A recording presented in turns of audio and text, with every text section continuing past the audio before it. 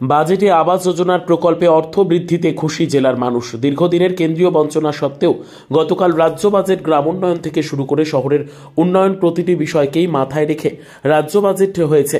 বৃদ্ধি পেয়েছে বাংলার আবাস যোজনার বাড়ি তৈরির প্রকল্পের টাকা, আর এর ফলে বাংলার সাধারণ মানুষের মধ্যে উচ্ছ্বাস লক্ষ্য করা গেছে। এই নিয়ে বালুরঘাট শহরের আবাস যোজনায় বাড়ি প্রাপকরা যেমন খুশি, তেমনি বালুরঘাট পৌরসভার চেয়ারম্যান কেন্দ্রীয় বঞ্চনা সত্ত্বেও গ্রামীণ যোজনা থেকে শুরু করে শহরের বিভিন্ন যোজনা পর্যন্ত সকল কিছুই মাথায় রেখে রাজ্য বাজেট তৈরি হওয়ায় রাজ্যের মুখ্যমন্ত্রী মমতা বন্দ্যোপাধ্যায়কে ধন্যবাদ জানিয়েছেন।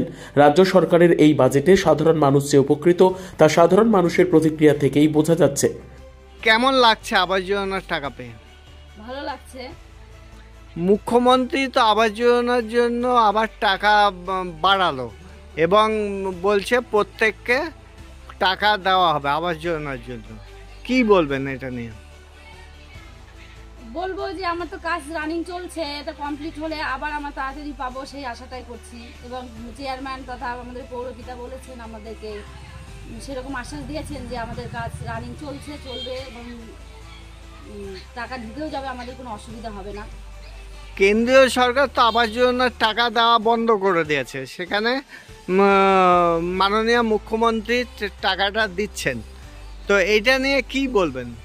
দিদি আমাদের পাশে আছেন, থাকবে, আমরাও চেষ্টা করছি যে দিদির পাশে দাঁড়ানোর। আপনার নাম? আমার নাম টুম্পা ঘোষ সাহা।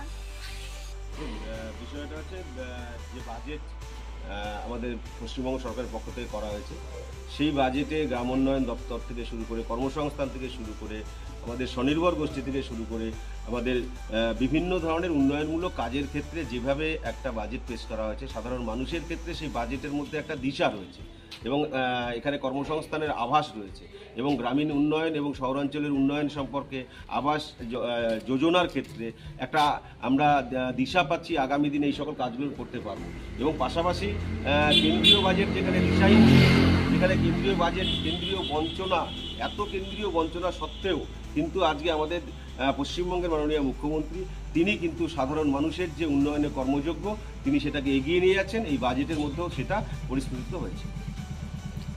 বালুরঘাট থেকে বিশেষ প্রতিবেদন, আপনার নিউজ।